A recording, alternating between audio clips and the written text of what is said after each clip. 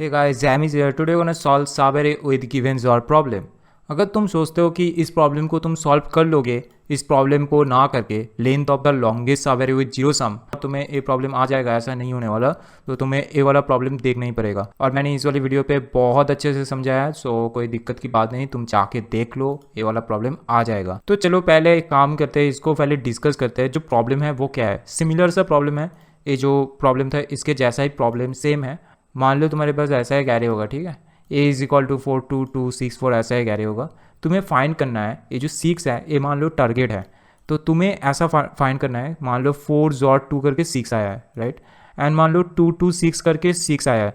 तो तुम्हारे पास कितने टाइम 2 आया है, मतलब 6 आया है 2 टाइम्स, राइट, क्योंकि 4 करके 4 जॉर करके 4 एंड 2 जॉर करके 6 आया है, एंड 2 एंड 2 6 करके 6 आया है, एंड अगर तुम 6 को जॉर कर दोगे तो 6 ही आएगा।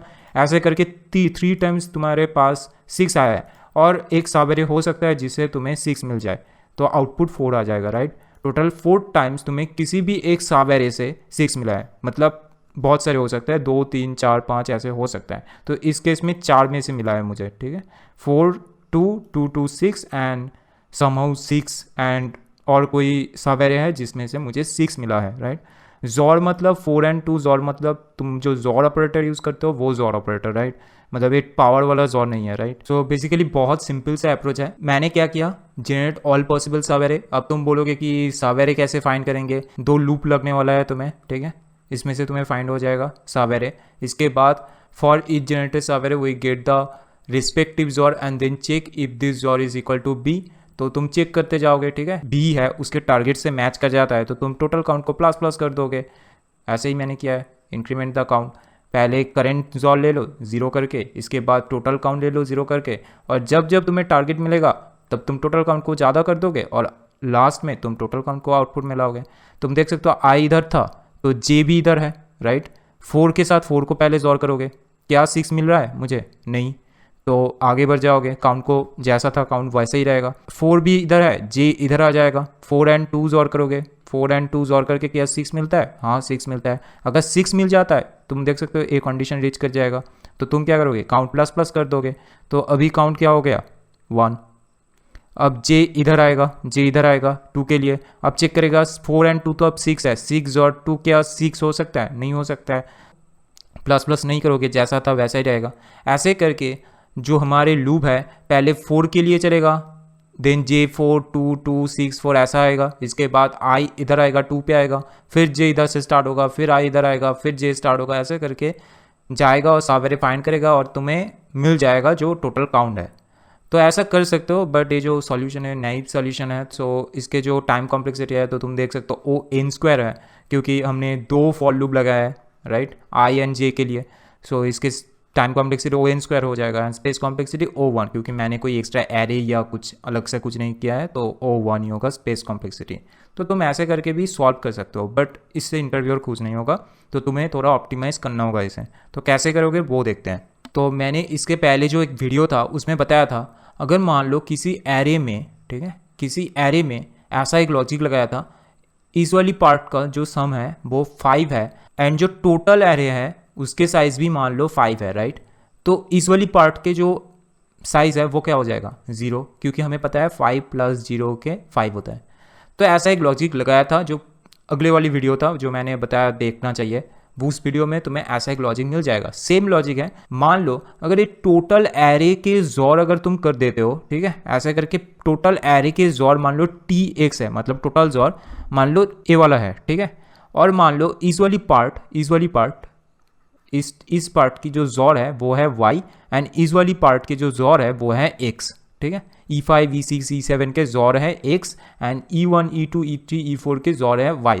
तो तुम ऐसा तो बोल सकते हो ना, एक जोर y करके हमें Tx मिला है, क्योंकि E1 से E7 तक अगर तुम जोर करोगे तो तुम्हें Tx मिला था, और जब तुम इस वाली पार्ट को किए हो जोर y मिला है, और इस वाली पार्ट के लिए तुम्हें x मिला है, तो तुम ऐसा तो बोल सकते हो x XOR y is equal to Tx। हाँ सही है।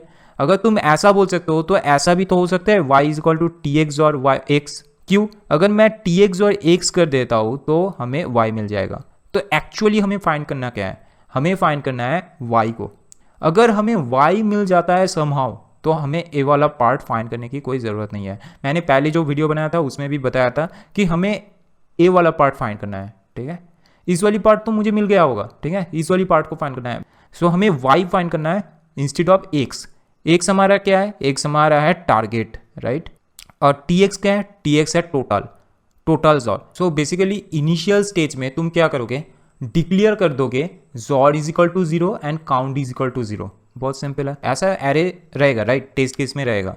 इसके बाद तुम्हें फाइंड करना है 6 जो हमारे टारगेट बी था, राइट। ये वाला पार्ट बी मान लो, बट हम इधर बोल सकते हैं एक्स है हमारे टारगेट, बट हमें फाइंड करना है वाई ना कि एक्स, राइट, मैंने बताया था। तो इसलिए इस लॉजिक को तुम याद रखना, क्योंकि ए वाला पार्ट हमें लगने वाला है इस वाली सॉल्यूशन को जब हम करेंगे। और एक्स इज इक्वल टू 6 है, तो चलो पहले क्या होगा, एक लूप चलेगा।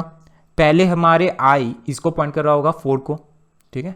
इसके बाद मान लो 4 के साथ अगर मैं 4 को जॉर कर देता हूँ तो 4 ही आएगा। और 4 क्या टारगेट के इज इक्वल टू है, नहीं, 4 टारगेट के सेम नहीं है। टारगेट क्या था 6, सो 4 नॉट इज इक्वल टू 6 है। अगर 4 नॉट इज इक्वल टू 6 है, हम क्या करेंगे, एक हैश में पहले तैयार कर लेंगे, पहले ही एक हैश में बना लेंगे, ठीक है। क्यों, क्योंकि हमें मैपिंग करना है।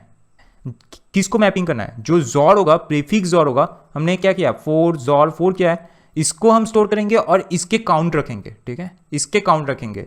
क्यों काउंट रखेंगे वो मैंने उस वीडियो में बताया था, इस वीडियो में तुम देखोगे डिबग तो समझ में आ जाएगा। तो तुम इसको ऐसे काउंट रखोगे। सो देख सकते हो इस एम्प्टी जो मैप था इसमें 4 प्रेजेंट नहीं था, इसमें 4 प्रेजेंट नहीं था, तो मैंने क्या किया, 4 को इसमें इंसर्ट किया है और 1 को इंसर्ट किया है। एंड मुझे टारगेट नहीं मिला था इसमें से, तो मैंने काउंट 0 अभी भी सेम रखा है, इसको मैंने इंक्रीमेंट नहीं किया है। इसके बाद आते हैं नेक्स्ट स्टेप पे। अब तुम देख सकते हो हमारे जो पॉइंटर है वो पॉइंट कर रहा होगा 2 को, राइट, क्योंकि 4 को पॉइंट कर रहा था, इसके बाद 2 को पॉइंट करेगा। बट इसमें एक इंटरेस्टिंग चीज़ होगा, तुम जब 4 जॉर 2 कर दोगे तो हमें मिल जाएगा 6। और तुम देख सकते हो 6 इज इक्वल टू टारगेट है, क्योंकि हमारे जो टारगेट था वो क्या था, 6 था, और हमें 6 मिल गया है 4 जॉर 2 करने पे, राइट। अगर 6 मिल जाता है तो तुम क्या करोगे, काउंट को 1 इंक्रीज कर दोगे, बहुत सिंपल है। और तुम चेक करोगे जो ए वाला कंडीशन था ना, इस वाली कंडीशन को, y इज इक्वल टू क्या था, target T X XOR x, x हमारी टारगेट है एंड टी एक्स मान लो ये जो जॉर किया है हमने, इस जॉर है, तो 6 जॉर 6 क्या होता है 0, राइट। क्या 0 इसमें प्रेजेंट है, नहीं प्रेजेंट है, राइट, इसमें कोई 0 प्रेजेंट नहीं है। तो हम क्या करेंगे, इस काउंट को 1 कर देंगे और इसमें कुछ नहीं करेंगे, ठीक है, इसमें कुछ नहीं करेंगे। और इसके जो काउंट है इसको हम कैलकुलेट करेंगे। 6 प्रेजेंट नहीं था तो 6 को मैंने पुट किया और इसके काउंट को इसमें प्रेजेंट करवा दिया 1 को। अब तुम देख सकते हो पॉइंटर इधर था, अब पॉइंटर कहाँ आ जाएगा, 2 पे आ जाएगा। अब जब पॉइंटर 2 पे आ जाएगा तो हमारी जॉर क्या था, 6 था, हम क्या करेंगे 6 के साथ इस 2 को जॉर कर देंगे। और जब तुम 6 के साथ 2 को जॉर कर दोगे तो आउटपुट में आ जाएगा 4, राइट। 6 जॉर 2 4 होता है। क्या 4 टारगेट के सेम है, नहीं भैया, 4 नॉट इज इक्वल टू 6 है। तो हम क्या करेंगे, अगर ऐसा है तो काउंट जैसा था वैसा ही रखेंगे और इसको एक बार चेक कर लेंगे, y is equal to T X XOR X क्या है, y को हमें चेक करना है। तो तुम देख सकते हो 4 है, राइट, 4 है, तो हम क्या करेंगे 4 जॉर 6 कर लेंगे, 6 हमारे टारगेट है, तो क्या हो जाएगा 4 जॉर 6 2 हो जाएगा। क्या 2 इसमें प्रेजेंट है, नहीं, इसमें प्रेजेंट नहीं है, तो तुम क्या करोगे, कुछ नहीं करोगे। और 6 ऑलरेडी देखो 4 ऑलरेडी प्रेजेंट था इसमें, राइट, तो तुम क्या करोगे 4 को 1 काउंट किए थे, इसके साथ और एक 1 को ऐड कर दोगे, तो क्या हो जाएगा 2 हो जाएगा, क्योंकि ऑलरेडी 4 प्रेजेंट था, तुमने इसमें और एक बार तुम्हें 4 मिला है, तो तुम क्या करोगे 1 को इंक्रीज करके 1 कर दोगे, ठीक है, 1 + 1 हो जाएगा। और तुम चेक कर लोगे क्या 2 इसमें प्रेजेंट है या नहीं है। अगर प्रेजेंट नहीं है तो कुछ मत करो, सिंपली आगे बढ़ जाओ, ठीक है। ये वाला स्टेप बहुत इंपॉर्टेंट है। तुम देख सकते हो हमारे 2 पे अभी पॉइंट कर रहा था, अभी आएगा 6 पे, ठीक है, मैंने इधर इंपॉर्टेंट लिख के रखा है, तो इस वाली स्टेप को स्किप मत करना, बहुत अच्छे से देखना। अगर मैं 6 के साथ 4 को जॉर कर देता हूँ, मतलब मुझे 4 मिला था और अभी 6 को पॉइंट कर रहा है, 4 जॉर 6 क्या हो जाएगा 2। क्या 2 टारगेट के सेम है, नहीं, 2 नॉट इज इक्वल टू 6 है, right, not is equal to 6 है। तो मैं क्या करूँगा, काउंट को क्या इंक्रीज करूँगा, नहीं करूँगा, बट हमें फाइंड करना है y is equal to T X XOR X. But तुम देख सकते हो टी एक्स था 2 एंड टारगेट था 6, तो तुम अगर इसको जॉर करोगे तो 4 मिल जाएगा, राइट। एंड तुम जब इस पे चेक करोगे 4 क्या प्रेजेंट है, हाँ भैया 4 ऑलरेडी प्रेजेंट है, तो तुम क्या करोगे, अगर 4 इसमें प्रेजेंट है तो तुम क्या करोगे, इधर देख सकते हो, इसको काउंट को 2 इंक्रीज कर दोगे। क्यों करोगे वो देखते हैं। तो तुम देख सकते हो हमारे पास ऐसा एक एरे था, राइट, और इसमें से अगर मान लो ऐसा हो जाता है इस 4 से 6 तक, ठीक है, 4 से 6 तक जो जॉर है उसका टोटल जॉर है 2, क्योंकि हमें इधर से इधर तक टोटल जॉर क्या मिला है 2। अगर तुम्हें इधर से इधर तक टोटल जॉर 2 मिला है तो तुम ऐसा भी तो बोल सकते हो इस 4 हमें 4 दे रहा था, राइट, एंड इस 2 से 6 तक हमें 6 मिला है। बहुत सही है, ये तो सही है, क्योंकि 4 हमें सिंपली 4 दे रहा था और इस 2 से इस 6 तक हमें 6 मिला है, राइट। अगर तुम इस 4 एंड 6 को जोड़ करते हो तो हमें 2 मिलता है, ऐसा ही है ना।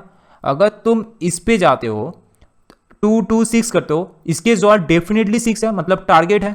अगर टारगेट है तो मैं बोल सकता हूँ 2 2 6 हमें टारगेट दे सकता है, क्योंकि 4 जोड़ 6 करके ही तो हमें 2 आएगा।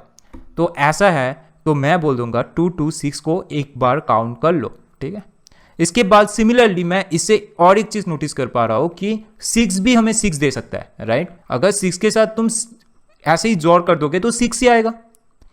तो जो रिमेनिंग सब एरे है उसके जोड़ क्या होगा, 4, डेफिनेटली 4 होगा। 6 जोड़ 4 होके टोटल अगर 2 है और ए वाला पार्ट 6 है तो ए वाला पार्ट तो 4 ही होगा ना। टोटल क्या है, टोटल 2 है और एक पार्ट हमें मिल गया है 6, तो दूसरा वाला पार्ट तो डेफिनेटली 4 होगा ना, क्योंकि 4 जोड़ 6 करके ही तो 2 होता है। देख सकते हो 4 जोड़ 6 करके ही तो 2 होता है। तो हमें पता लग गया ए वाला पार्ट भी हमें दे सकता है। तो मैं क्या करूंगा, इसके लिए एक काउंट करूंगा, इसके लिए भी एक काउंट करूंगा, क्योंकि ए भी टारगेट दे सकता है, ए भी टारगेट दे सकता है हमें। अब समझ में आया क्यों मैं y को फाइंड कर रहा था। अगर तुम्हें y मिल जाता है तो तुम्हें आसानी से मिल जाएगा कौन सा वाला सब एरे तुम्हें टारगेट दे रहा है वो। तो इसलिए तुम क्या करोगे, ये जो काउंट था इसको इंक्रीज करके 2 इंक्रीज कर दोगे। तो पहले क्या था 1 था, अब हो जाएगा 2 इंक्रीज होके 3।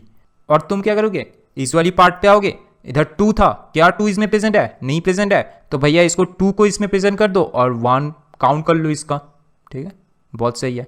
अब तुम देख सकते हो हमारे 6 को ऐसा पॉइंट कर रहा था, अब 4 को पॉइंट करेगा। अब हम क्या करेंगे, जो टारगेट था वो था 2, तो हम क्या करेंगे 2 के साथ 4 को जोड़ कर देंगे।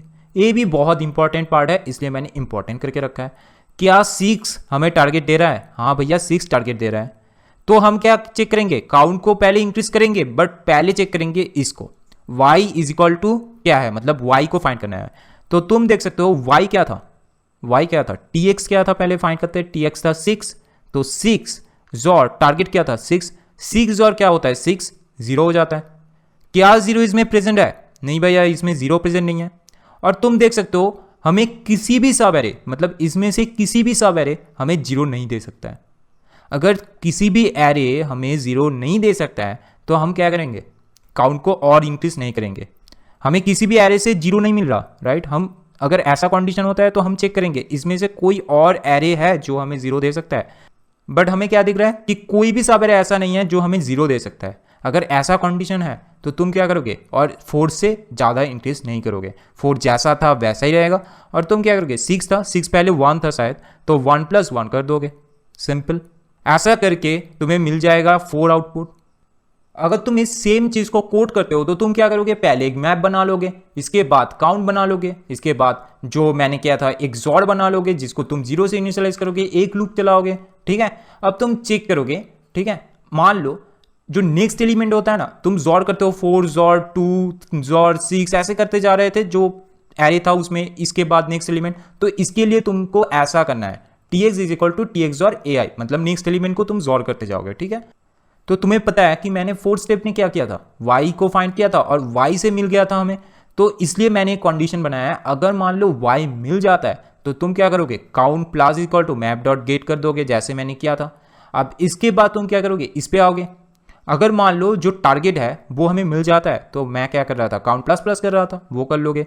और एक इफ लिख दो, अगर मान लो जो जोड़ किया था मैंने, ठीक है, जो जोड़ किया था मैंने वो अगर प्रेजेंट है हैश सेट में, ठीक है, तुम क्या करोगे 1 से इंक्रीज कर दोगे। अगर मान लो प्रेजेंट नहीं है तो तुम 1 से इनिशियलाइज कर दोगे, वैसे ही कर रहे थे ना, एक हैश सेट बनाते हुए एक एलिमेंट अगर प्रेजेंट होता है तो तुम 1 प्लस कर दे रहे थे, अगर नहीं है तो तुम बस 1 से इनिशियलाइज कर रहे थे। ऐसे करके तुम ऐसे कोड लिख सकते हो। अगर इसको हम कोड करेंगे तो वो कैसा होगा वो देखते हैं। तो बेसिकली तुम देख सकते हो मैंने वही किया है, इन काउंट इज इक्वल टू 0 किया है पहले, देन इसके बाद मैंने tx मतलब जो 0 था उसको काउंट किया है, इसके बाद लूप चलाया, ठीक है। इसके बाद तुम चेक करोगे नेक्स्ट एलिमेंट के लिए, ठीक है, ऐसे किया है, फॉर लूप चलाया और नेक्स्ट एलिमेंट को जोर करते गया मैंने। इसके बाद तुम ईब लगाओगे और मैप में चेक कर लोगे क्या इस एलिमेंट नल है, जोर नल है, तो तुम काउंट को इंक्रीज कर दोगे, जो मैंने किया था y के लिए, जो फोर्थ वाली कंडीशन पे आया था। अब तुम इफ स्टेटमेंट में चेक कर लोगे क्या टारगेट से मैच करता है, जो टारगेट था b उससे अगर मैच कर जाता है तो तुम काउंट प्लस प्लस कर दोगे, जो मैंने इधर किया था, देख सकते हो। इसके बाद तुम चेक कर लोगे अगर नल है तो तुम क्या कर लोगे, अगर मान लो इसमें प्रेजेंट है तो तुम इंक्रीज कर दोगे 1, और अगर प्रेजेंट नहीं है तो तुम 1 से इनिशियलाइज कर दोगे और तुम लास्ट में तुम काउंट को रिटर्न कर दोगे। ऐसे ही कर रहे थे। अगर तुम पाइथन में भी करते हो तो सेम कॉन्सेप्ट रहेगा ऐसा। तो स्यूडो कोड मिल गया है तो तुम किसी भी लैंग्वेज में तुम कोड कर सकते हो। और इसके जो टाइम कॉम्प्लेक्सिटी है वो क्या हो जाएगा, ओ इन, एंड स्पेस कॉम्प्लेक्सिटी है ओ इन। क्यों? क्योंकि मैंने हैश मैप यूज़ किया है, राइट। हैश मैप में टाइम कॉम्प्लेक्सिटी ओ एन होता है और मैंने एक फॉर लूप लगाया है ओ एन।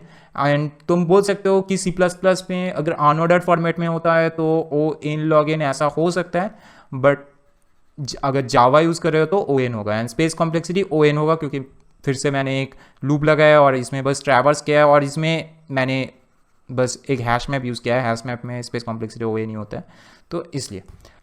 तो अगर कोई डाउट है तो तुम कमेंट सेक्शन में पूछ सकते हो, और अगर वीडियो अच्छा लगा है तो लाइक कर दो और चैनल को सब्सक्राइब कर लो। तो चलो बाय।